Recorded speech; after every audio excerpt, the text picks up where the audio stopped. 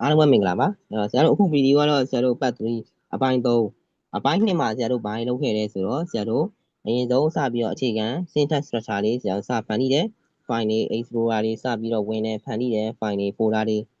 းဖန်တီးပြီးတော့ဆရာတို့ရဲ့အခြေခံ structure လေးနဲ့နောက်ပြီးတော့ command line တွေဆရာတို့ Java node file မှာဘယ်လို comment မှိုက်တယ်လုံးမှတ်တယ်ဆိုတဲ့ကောင်ကိုဆရာတို့တွားခဲ့တယ်ဆရာဒီနေ့တော့ဆရာတို့ဘယ်တွားမလဲဆိုတော့ဆရာတို့အရင်ဆုံး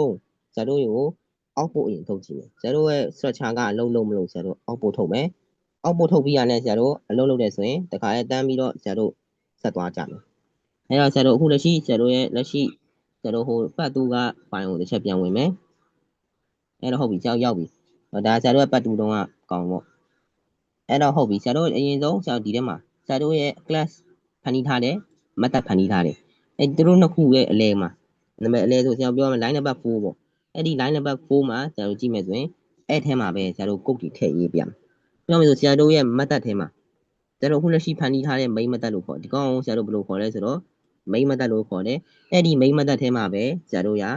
code တွေဆရာတို့ရေးထည့်ခြင်းတဲ့ code တွေကိုဆရာတို့ကိုယ်တိုင်အထဲကိုရေးထည့်ပေးရမယ်အဓိကရေးကြည့်တယ်အဲ့တော့ဘာကြောင့်အဲ့လိုမျိုးရေးထည့်ပေးရတာလဲဘာကြောင့်အဲ့လိုမျိုးရေးထည့်ပေးရလဲဆိုတော့ဆရာတို့ရဲ့ code folder တစ်ခုကဥပမာထားပါတော့ဆရာတို့ code folder ထပ်ဆရာတို့ application တစ်ခုရှိမယ်ဆရာတို့ application တစ်ခုရှိမယ်အဲ့ဒီ application တစ်ခုကိုဆရာတို့ဖွင့်လိုက်မယ်ဖွင့်လိုက်ဥပမာအဖြစ်ထားပါလို့ဆရာတို့ Visual Studio Code အဲ့ဒီ Visual Studio Code ဖြစ်ဖြစ်တခြားတော့ app တစ်ခုဖြစ်ဖြစ်အဲ့လိုမျိုးဖွင့်လိုက်ပြီဆိုတာနဲ့ तू ကဘယ်ကိုအရင်သွားမလဲဆိုတော့ဆရာတို့ရဲ့ဆရာတို့ရဲ့ file ကိုဆရာတို့အဓိကရေးထားတဲ့ file ကိုသွားမယ်သွားပြီးတာနဲ့ဆရာတို့ရဲ့ main method ရေးထားတဲ့ဆရာတို့ code line ကိုပဲ तू ကအရင်ဆုံးဖတ်မှာဒီ code line ကိုရေးထားပြီဆိုရင်ဆရာတို့ဖတ်လိုက်တယ်ဖတ်ပြီးမှပဲဆက်ပြီးတော့ output တွေပြမယ်အားကြောင့်ဆရာတို့ကဒီ main method ထဲမှာပဲဆရာတို့ code တွေ input output တွေအကုန်လုံးဒီထဲမှာထည့်ရေးပြရမှာတခြားတော့အပြင်မှာရေးတဲ့ကောင်တွေကအလုံးမလုံးဘူးတခြားတတိထားခေါ်တာကသူ့ကိုအဓိကဆရာတို့ scan ဖတ်တယ် Java JDK က scan ဖတ်ပေးရပဲကောင်းလဲဆိုတော့ဆရာတို့ရဲ့ operating system ပေါ့ဆရာတို့ JDK ထည့်သွင်းထားတဲ့ operating system တွေက scan ဖတ်ပေးမယ်ဆိုရင်ဆရာတို့ကဒီကောင်ကပဲ scan ဖတ်ပေးပါကျန်တဲ့ကောင်တွေအကုန်လုံးကတခြားတော့အပြင်ဘက်မှာရောက်နေပြီလားဒီကောင်ကပဲဆရာတို့အဓိကရေးမယ်ကောင်အဲ့တော့အဓိကသူ့ထဲမှာပဲဆရာတို့ code တွေရေးထည့်ပေးရမယ်အဲ့တော့ဆရာတို့အရင်ဆုံး output တစ်ကြောင်းစထုတ်မယ်ဆိုရင်ဘယ်လိုထုတ်ရမလဲဆိုတော့ဆရာ system ကနေတစ်ဆင့်ခေါ်ပေးရမယ်ခေါ်ပြီးမှဆရာတို့ output တွေ input တွေထည့်ပေးရမယ်အဲ့တော့ system ကတစ်ဆင့်ခေါ်မယ်ဆိုတော့ဆရာတို့ရဲ့ system လွယ်ကူတယ်အဲ့တော့ဆရာတို့ system ပဲရေးရရုံပဲအဲ့တော့ system ရေးလိုက်တယ်ဒီ system ဆိုတဲ့စလုံးကဘာကိုပြောရလဲဒီ system ဆိုတဲ့စလုံးကတနည်းအားဖြင့်ပြောမယ်ဆိုဆရာတို့ရဲ့ဆရာတို့က code တစ်ခုပဲဒီ system ဆိုတဲ့ကောင်ကဘာကိုပြောချင်တာလဲဆိုတော့ဆရာတို့ရဲ့ input output တွေကိုကင်တွယ်တဲ့ကောင်system ပိုင်းဆိုမှသူကအထင်သေးလို့မရအောင်ဆရာတို့ရဲ့ computer ရဲ့ input တွေ output တွေအဲ့ဒါဒီကောင်တွေအကုန်လုံးက system ဆိုတဲ့ကောင်ကကင်တွယ်ပေးထားတာဒီ system ဆိုတဲ့ကောင်မသုံးမဲနဲ့ဆရာတို့ input output တွေတိုင်းတန်းပြီးရိုက်ထည့်လို့မရဘူးဒီထက်တတိထားအဲ့တော့ဆရာတို့အဲ့ဒီ system သုံးမယ်ဆိုတော့ဆရာတို့အဲ့ဒီ system လှမ်းခေါ်ထားတယ်အခုလက်ရှိဆရာတို့ system ဆိုတဲ့ကောင်လေးပဲလှမ်းခေါ်ထားတာခေါ်ပြီးတော့ဆရာတို့ dot လေးခံလိုက် dot ပြီးသွားရင်ဆရာတို့ output ထုတ်ခြင်းနဲ့ဆိုတော့ဆရာတို့ OUT ဆိုတဲ့ out ဒီရေးရရုံပဲဒီ out ဆိုတဲ့အဓိပ္ပာယ် output ကိုပြောချင်တာအဲ့ဒီ output လေးရေးပြီးသွားပြီဆိုရင်ဆရာတို့ dot လေးထပ်ခံပြီးတော့ဆရာတို့ရဲ့ print ထုတ်မဲ့ကောင်အဲ့တော့ print ln ဆိုကောင် print ln ဘာလို့ပြောလဲဆိုတော့ print line လို့ခေါ်တယ်သူ့ကိုဘယ်လိုခေါ်လဲ print line လို့ခေါ်တယ်အဲ့တော့အရင်ဆုံးကြည့်မယ်ဆိုရင်ဆရာတို့ system ကိုလှမ်းခေါ်လိုက်တယ် system ဆရာတို့ကြည့်မယ်ဆိုရင်ဒီကောင်ကလည်း class တစ်ခုပဲတဲ့ဘာညာအကုန်ရေးထားတယ်သူကဒီမှာကြည့်ပါ standard input နဲ့ standard output ကိုသူကတာဝန်ယူပေးထားတယ်နောက်ပြီးတော့သူ့ဘာတာဝန်ယူထားပြီးတော့ error output လည်းပါသေးတယ်ဒါဆရာတို့ output ပိုင်း input output နဲ့နောက်ပြီးတော့ error output တွေဒါဆရာတို့နောက်ပိုင်းကျရင်ဆရာထပ်လို့ရလိမ့်မယ်မပူနဲ့ဒါဆရာအခုလက်ရှိအကျဉ်းအဖြစ်ဆရာရှင်းပြပေးထားတာအဲ့တော့ဟုတ်ပြီဆရာတို့ဒီမှာ print line ဆိုတဲ့ကောင်ကကြတော့ဆရာတို့ print ထုတ်ပေးမယ် line အနေနဲ့ဆရာတို့ print ထုတ်ပေးမယ် single new line အနေနဲ့ဆရာတို့ print ထုတ်ပေးသွားမယ်တဲ့သူကအဲ့တော့ဟုတ်ပြီဆရာတို့ဆက်သွားမယ်အဲ့တော့ဆရာတို့ဒီထဲမှာဆရာတို့ဒီမှာ print line ထုတ်ထားတဲ့ round bracket ထဲမှာပဲဆရာတို့ထုတ်ခြင်းတဲ့ input တွေရေးပေးရမယ်အဲ့တော့ input ရေးမယ်ဆိုရင်အမျိုးအစား2မျိုးအဓိကသိဖို့ရေးကြည့်တယ်အဲ့ဒီ input တစ်ခုမှာအမျိုးအစားသိဖို့ရေးဖို့အမျိုးအစား2မျိုးရေးကြည့်တယ်ပထမဆုံးအမျိုးအစားဆရာတို့ဘာပြောရလဲ string လို့ခေါ်တယ်ပထမဆုံးအမျိုးအစား string data type လို့ခေါ်တယ် string သူ့ထဲမှာဆရာရေးထည့်လို့ရမယ် string တွေရေးထည့်လို့ရမယ် string ဆိုဘာပြောလဲဆရာ text တွေဆရာတို့ရိုက်ထည့်လိုက်တဲ့ text စာကြောင်းတွေ text တွေကိုဆရာ string လို့ခေါ်တယ်အဲ့ဒီ string ဟုတ်မဟုတ် သုံးမယ်ဆိုရင်တပယ်ကွင်းနဲ့လှမ်းသုံးပေးရမယ်အဲ့ဒီတပယ်ကွင်းထဲမှာထည့်ထားတဲ့စာကြောင်းတွေ text တွေကိုဘယ်လိုခေါ်လဲ string လို့ခေါ်မယ်အဲ့ဒီ string ဒါ string ပေါ့ string ပြီးတော့နောက်တစ်ခု integer အဲ့ဒီ integer ကကြတော့ဆရာ number တွေခေါ်တယ်1 2 3 4 5ဒီကောင်တွေက integer စလုံးတွေဒီကောင်တွေကဘာမှမလို့တပယ်ကွက်တွေဘာမှမလို့ special character လည်းမလို့ဒါမဲ့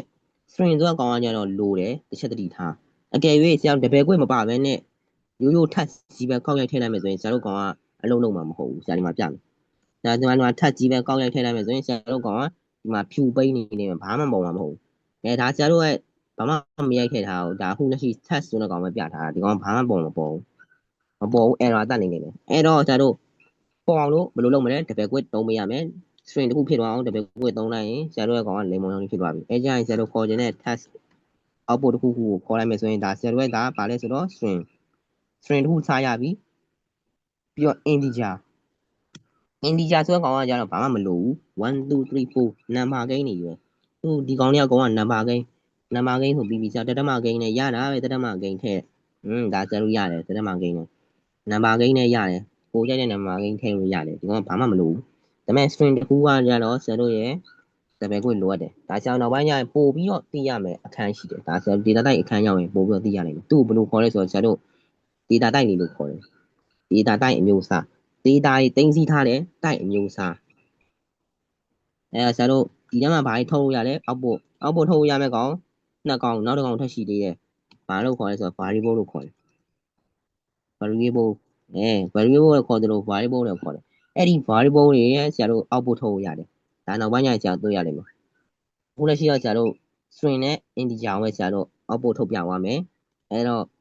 ပထမဆုံးဆရာတို့ string ရေးချင်တဲ့ရေးမယ်ဆိုရင်တပယ်ကွက်ခံပြီးတော့ဆရာတို့ text ဆိုတဲ့ကောင်text output ပေါ့ဒီကောင် text output ပဲရေးလိုက်အဲ့တော့ဟုတ်ပြီအဲ့ဒီ text output ကိုဆရာတို့ပြထားပြီးပြီနောက်တစ်ကြောင်းနဲ့ဆောနာကဆရာတို့ခေါ်တယ်လို့ပဲ system ကိုအရင်ဆုံးကောက်ခေါ်လိုက်တယ် system ပြီးတော့ out ပြီးတော့ဆရာတို့ print line ဟုတ်ပြီသူ့ကြောင့်ဆရာတို့ number data type integer ကိုပေးမှာအဲ့တော့ integer ကိုပေးမှာဖြစ်တဲ့ကြောင့်ဆရာတို့100ပေးထားလိုက်ဆရာကြည့်မယ်ဆိုရင်ဆရာတို့ဒီမှာအပေါ်ဆုံးကကောင်ကကြတော့ string မျိုးစားအောက်ကကောင်ကကြတော့ integer မျိုးစား integer ဆိုရင်ဆရာ int လို့ခေါ်တယ်လို့ integer အရှည်လို့ခေါ်တယ်ဆရာတို့ကတော့ရေးဘယ်လိုရေးလဲဆိုတော့ int ဆိုတော့ရေးတယ်အခေါ်ပေါ်ကဆရာတို့ integer လို့ခေါ်တယ်အဲ့တော့ဟုတ်ပြီဆရာတို့ဒီကောင်ကိုဆရာတို့ run မယ် run ချင်တယ်ဆိုရင်ဆရာတို့စောနာကဒီမှာအပေါ်ထောက်မှာဆရာတို့ဒီမှာရှိမယ် run and debug ဒီကောင်နေမယ်ဆိုဆရာတို့ဒီမှာ run java နဲ့ပေါ်တယ်လို့ debug java နဲ့ပေါ်တယ်ဒီကကိုကြိုက်တာကိုနှိမ့်လို့ရတယ် run java လည်းရတယ်လို့ debug java လည်းရတယ် run တာကြတော့ဆရာတို့က file ကိုပဲ run မှာ debug java ဆိုတဲ့ကောင်ကကြတော့တခါလဲဆရာတို့ရဲ့တာမီနယ်မှာ error တန်းပြလိုက်တခုခုမှားပြီဆိုရင်ဆရာတို့ file ကတခုခုမှားပြီဆိုရင်ဆရာတို့တာမီနယ်မှာ error ပြမယ် run java ဆိုတဲ့ကောင်ကကြတော့အဲ့လိုမပြဘူးသူကကြတော့ဆရာတို့ file ရဲ့ဘယ်နေရာမှာမှားနေပါဆိုရင် file ကရက်နေလိမ့်မယ် file ကရက်နေလိမ့်မယ်ဘာမှမပြဘဲနဲ့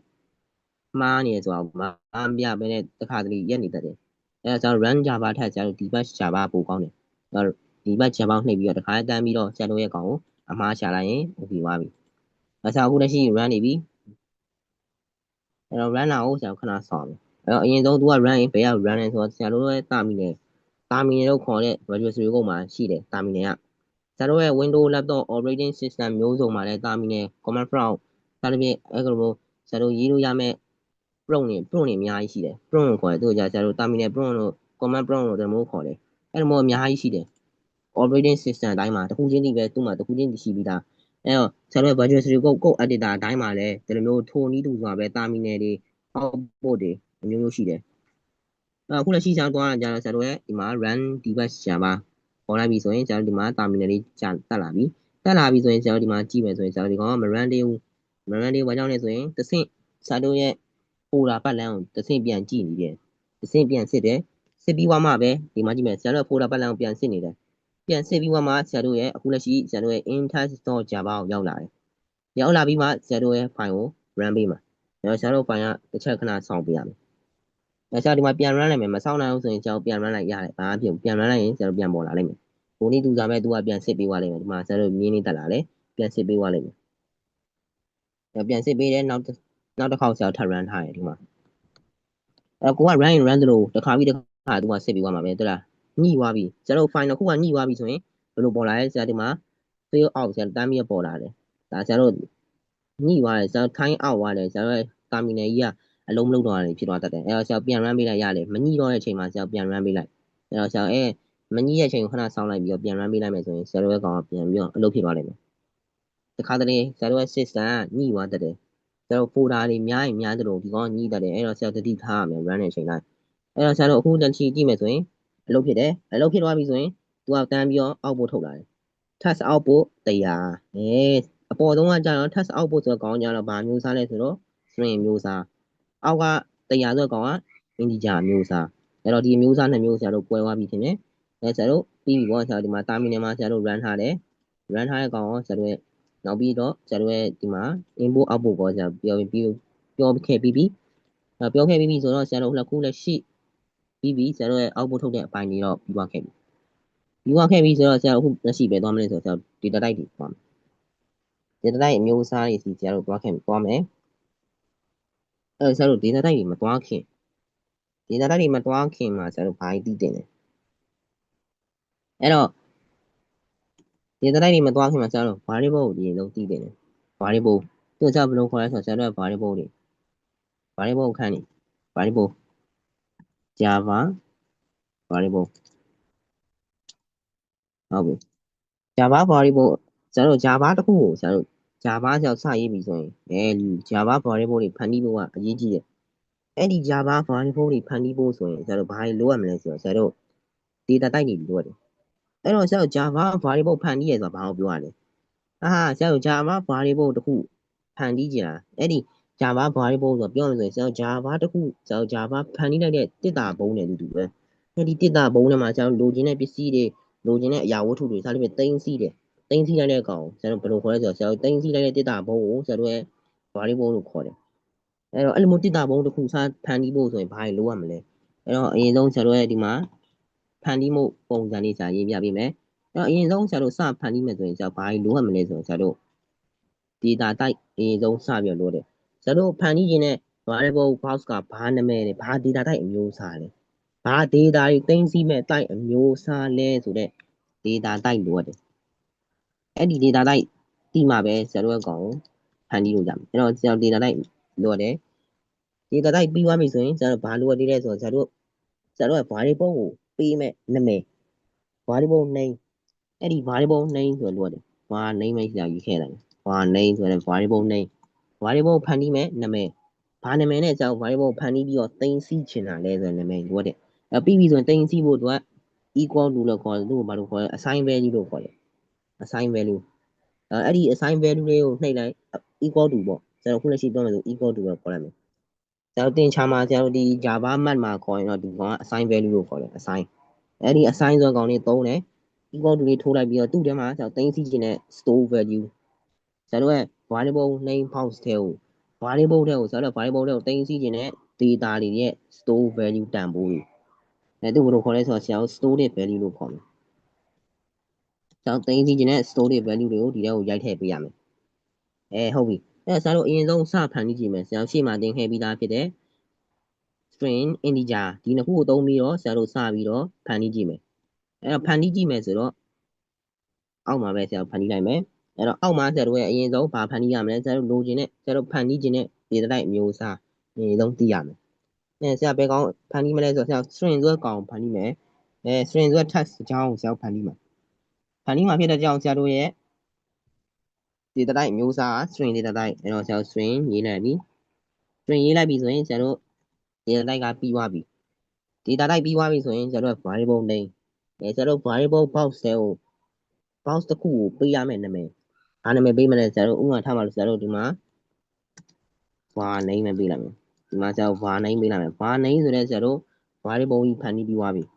ပြီးတော့သူ့ထဲမှာသိမ်းဆည်းခြင်းတဲ့ကောင်ဘယ်ကောင်သိမ်းဆည်းမှာဆရာတို့သိမ်းဆည်းမှာက data type ပြန်ကြည့် data type ကဆရာတို့ရဲ့ string ဆိုတော့ဆရာတို့ text တွေပဲသိမ်းဆည်းလို့ရမယ်သူ့ထဲကိုဆရာတို့ text တွေသိမ်းဆည်းပေးမယ်ဆိုတော့ double quote သုံးရမှာပေါ့double quote သုံးပြီးသိမ်းဆည်းပေးရမယ်ဥပမာ hi ပေါ့ hi နေသိမ်းဆည်းလိုက်မယ်ဟုတ်ပြီအဲ့ဒါပြီးသွားပြီဆိုရင်ဆရာတို့သိဖို့အရေးကြီးတယ်ဘာသိဖို့အရေးကြီးလဲဆရာတို့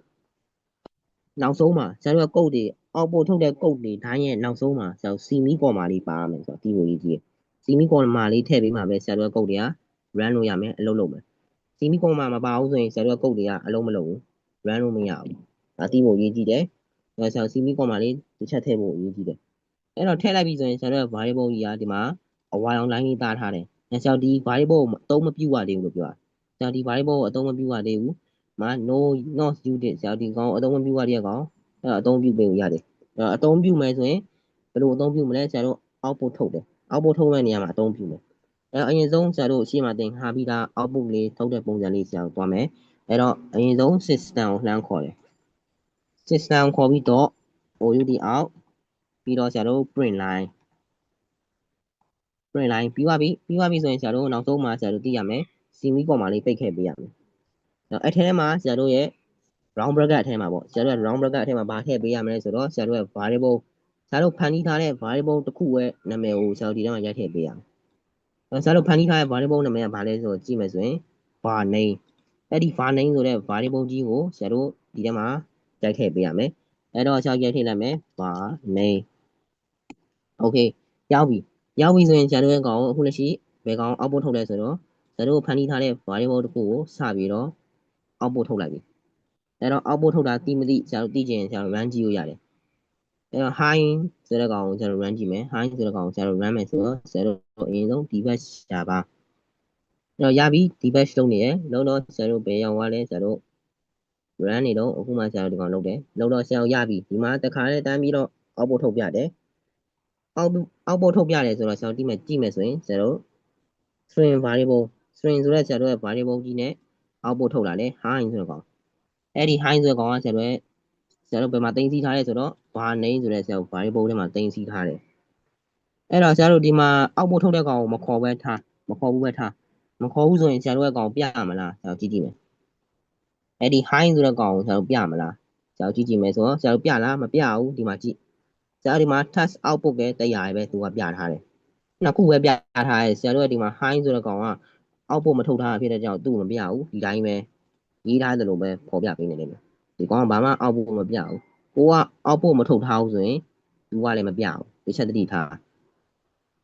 အဲ့တော့ဆရာတို့အခုလက်ရှိဆရာဘာတွေတော့ခဲ့လဲဆိုတော့ဆရာတို့ရဲ့ data ဆရာတို့ Java variable လေးဆရာတို့ဖန်တီးတာကိုဆရာတို့အခြေခံသွားခဲ့ပြီးဒီကောင်သွားခဲ့ပြီးနောက်ပြီးတော့ဆရာတို့ရဲ့